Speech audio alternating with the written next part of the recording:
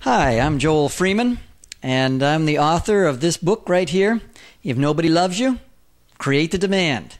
It's a powerful jolt of entrepreneurial energy and wisdom, and hopefully it'll be a benefit to you in your entrepreneurial pursuit. And also this vignette today, I want to talk about the whole topic of the SWOT analysis. Now, the SWOT analysis is made up of 4 letters.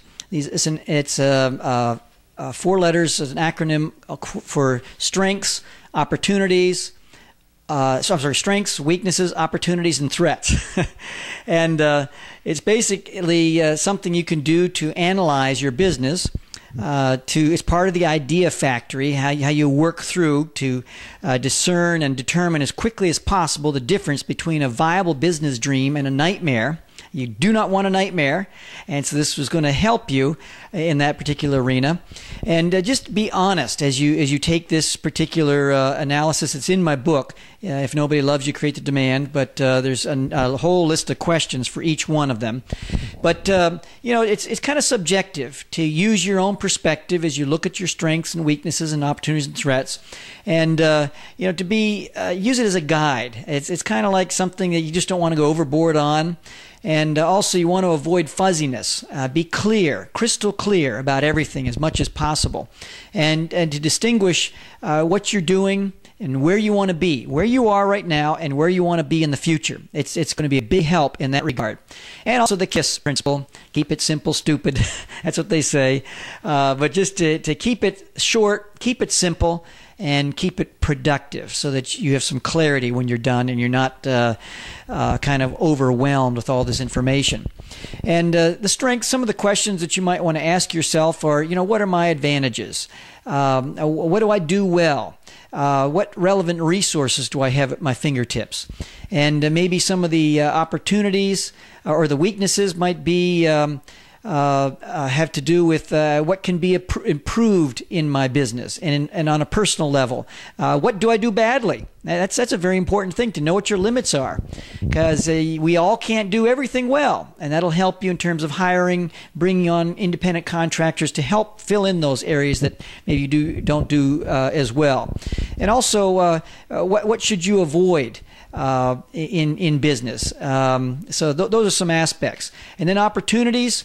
The opportunities have to do with what are promising prospects that are facing you, and what's the state of the art in your particular arena of expertise, and so that you can see what you need to strive for, or what's your competition in that area. But those are some very important aspects.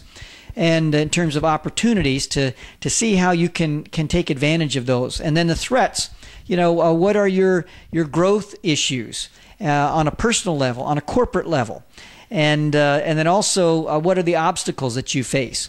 So with the strengths, you want to build on the strengths. With the weaknesses, you want to resolve them. The opportunities, you want to exploit them, and the threats, you want to avoid them as much as possible. Let me give you an illustration. Let's take an illustration of someone I talked with many years ago, and we'll call her Barbara.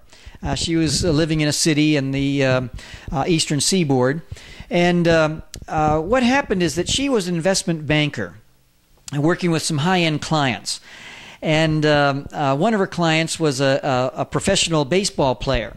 And so one time, just in the midst of their talking about whatever, and they were talking about his dogs, and he said, one thing I don't like about my dogs is I got to clean up the dog poop in the backyard. He says, that really bugs me. And she let it go, and as she thought about it some more, she began to realize maybe this is something that might be of interest to me. What would happen if I were able to be paid to pick up dog poo in people's backyards? So she went, next time they met, she asked him casually, well, would you be interested in having someone come and pick up the dog poo in your backyard? And he says, absolutely, I'd love that. So she said, well, Would you be offended or turned off or whatever if I was the one that came and picked it up? He says, no problem.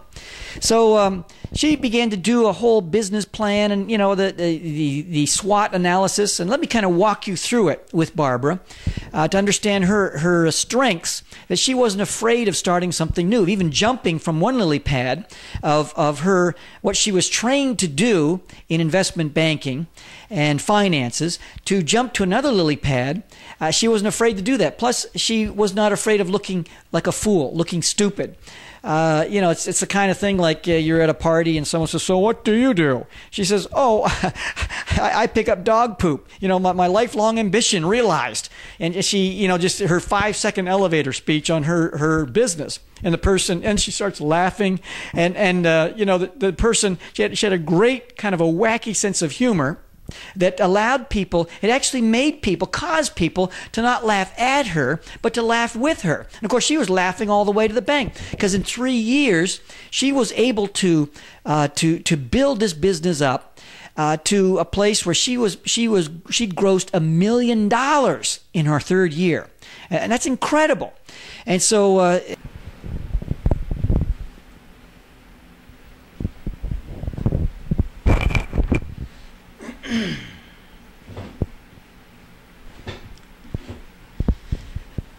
and then another strength in her business was that she was helping save the environment, in the sense that here was some dog poop that was all culminating together and flowing into the waterways, and the nitrogen creates the way for algae to bloom, and algae cuts off the oxygen, it kills fish. And so that's another wonderful strength that she's offering that is part of the SWOT analysis. And then the weakness, the main weakness was that internal critic. Hey, mom and dad, they paid all this money for me to go to school. I had this wonderful career in investment banking, and here I am picking up dog poo. You know, what's this all about? Barbara, wake up. Smell the coffee. Something's wrong here. You got to really do a reality check. The opportunities were that she could. She was in a situation where she was doing something that was so unusual that it was going to bring in kind of a human interest story. Where you could just see the newspaper articles. They were just so fascinated. You know, here's an investment banker picking up business, and her business is picking up, and she's banking on dog doo-doo, and you can see the headlines. You know, it's just something that you know. Here's the straight poop on business success, and writers reporters have a ball at doing stories about Barbara. And so that was an interesting aspect of it also. And so it's just something that she could hire other people also to take the ceiling off of her business, hire other people to do the work for her, which would leave her free to do the marketing, pay them well, but she would make something on everything that they did. And that's a wonderful way to multiply herself. Now, in terms of threats, we have something that probably it's a situation where she would be thinking about the legal aspects. What about the whole idea of hiring people and maybe having to do a background check on individuals? Because what if she hires a burglar who is now getting access to pretty ritzy homes because the ball player is telling his friends and they're telling their friends and the word is spreading and maybe these are she's hiring to hire somebody who's going to be who's going to case joints homes and then come back a couple of nights later and steal them blind. And maybe there's another aspect where once the word gets out, she'll do all the heavy lifting for other people to come in and become competitors and to undercut her on the price and develop their own dog poo picking up business. Anyway, that kind of gives you an illustration of the SWOT analysis. And I hope it's been helpful as you look at your own business enterprise and figure out how to do this yourself and to get a better do a full 360 around your business in terms of strengths, weaknesses, opportunities, and threats. This is Joel Freeman. Thank you so much for spending this time with me. And pick up the book, If Nobody Loves You, Create the Demand. And I'd love to hear from you after you've had a chance to read it. Thanks a lot. We also have a workbook, purple cover, that will help you start an entrepreneur club in your community. Thanks again. Until next time, hang in there and keep persevering and do that SWOT analysis. Thanks a lot.